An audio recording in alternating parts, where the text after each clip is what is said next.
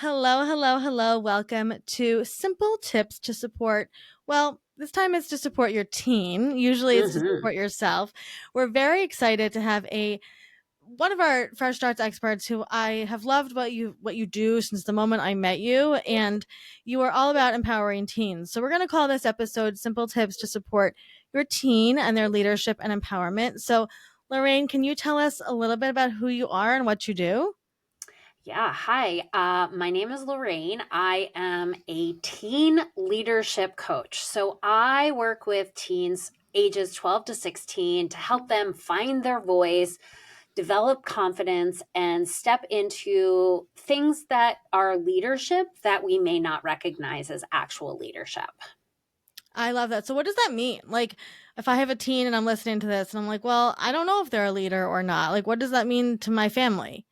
Well, so we really define leadership as somebody with a title, right? And I was just in a group of middle school and I was like, tell me what a leader is. And they're CEO or professional basketball players, right? So sports and things Right. like that.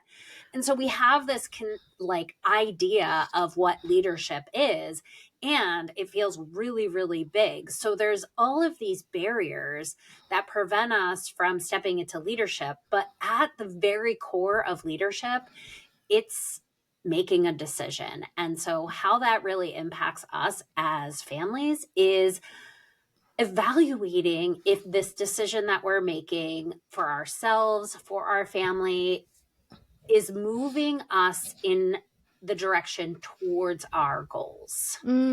Okay. So how can we as parents model that for our kids? Well, I think honestly, the first thing that we have to do as parents is recognize that we are the most important leader in our children's lives. And I, for many, many years, held all of these roles in my life, but definitely was not a leader because I also held this belief that leadership was something that I personally had not attained. Mm, So if we first recognize the fact that we are the most important leaders in our kids' lives, then the decisions we make, the challenges we face, our kids are watching how we handle them.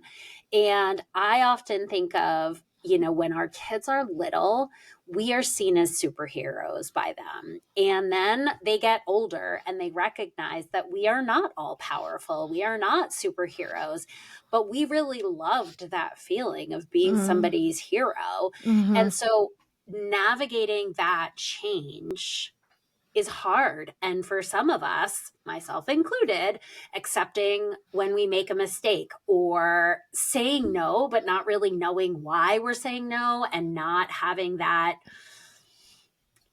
conversation with our children really sets them apart from us. So those are really two big spaces in which Hmm. we as parents can be leaders, is accepting responsibility and owning our mistakes. When we make a mistake, especially with our kids, have a conversation. I did not handle that well. I'm sorry. Yeah. Yeah, absolutely. Okay, so that's a great perspective from the parental perspective, but we have a lot of our children's time are not going to be spent with us. They're going to be spent in the classroom. So for anybody listening to this who is a teacher, that was your background. That was the impetus Mhm. for you writing the book, which we're going to talk about. So if you are a teacher listening to this, how can you bring that leadership model into the classroom? Yeah, I think there's a lot that I talk about in this book in how we really push that belief that I was saying that we had this misunderstanding of that belief of leadership in the classroom, right? So I am thinking about who I'm going to ask to do this activity. I am going to think about who I want to be the group leader in the group project. And I'm going to put kids in positions who I'm pretty confident will do what I ask them to do.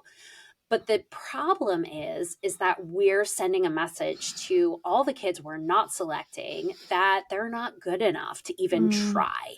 And so one of the biggest things about this book is to reevaluate what we think leadership is and redefine that for ourselves in the classroom. So ask that kid who is the problem, ask that class clown, ask that shy student who doesn't even want to be seen to do something for Mm, you and hmm. empower them to see themselves in a different light. I love that. So tell us about your book. What is the book called? The book is called A Teacher's Story: How One Act of Leadership Inspired Many. And I went all around with that title, but really, a teacher's story. This is my story, but it's every teacher's story. And it's got tons of student stories in it. And so it's really relatable. It's a quick read. It's written for teachers, but I think, I'm a parent of teenagers. It's really relatable as a parent. And the idea behind it is that you're able to see leadership in identities that you would never have saw leadership before reading the book. I love that. It is a wonderful book. I have a copy myself, and I highly recommend if you are a teacher picking up a copy, and if you are a parent picking up a copy, and get teachers a copy as a gift, because it's a quick read, it's written beautifully, and I love the real life scenarios that you talk about in the book with Mhm. kids that you actually have worked with. And I think because you were a teacher and have your own children, you have this like very much, you're in it, like you see every side of it. And you also obviously do beautiful workshops with schools, and you work with many, many hundreds of students and teachers on these principles, which are really, really important. So if you're listening to this, Lorraine, and you are a parent or a teacher, and you're like, this is really inspiring, what's one thing they can do today or this week to start on this new journey of empowering their teen and leadership? Just recognize the little things, right? And I said the very core of leadership is making decisions. So if you notice a teen in your class or your home who's made a decision that, let's say, is not a good decision, ask them to reflect on that and say why. Why did you make that decision, rather than being punitive or dismissive, or, well, you knew that was going to happen. Ask them why. What were the backgrounds? So that's one of the things for me, is just kind of getting into their head. I don't know what it's like to be a teen anymore. I wish I did, but I don't. And so I'm making a lot of judgments. I'm making a lot of my own decisions based on not enough information. So that's my biggest, takeaway for an easy step for today, is just ask why. Be curious about why your teen or student is making the decision that they're making. And really listen, right? Like put Oh, your yeah. phone away, really listen to your kid. I find my son is almost 12, so he's not quite there. But going on walks with him, he just talks the whole time, happily, Mm, right? And cuz we're not necessarily making eye contact, he can just kind of like free thought everything out, and I just listen, right? And so I think, finding ways to be there for your kid and support them, because it is a crazy time to be a teenager right now. it is. Lorraine, can you just tell us the name of the book one more time for people who are listening? It's called A Teacher's Story: How One Act of Leadership Inspired Many. And it is available in the show notes and on Amazon and all the places. We will link to it, and we will link to Lorraine. And you do coaching, one on one coaching, you do workshops, you go anywhere and everywhere to teach these methods. We appreciate you and your passion so much, Lorraine. Thank you for being here. Thanks so much for having me.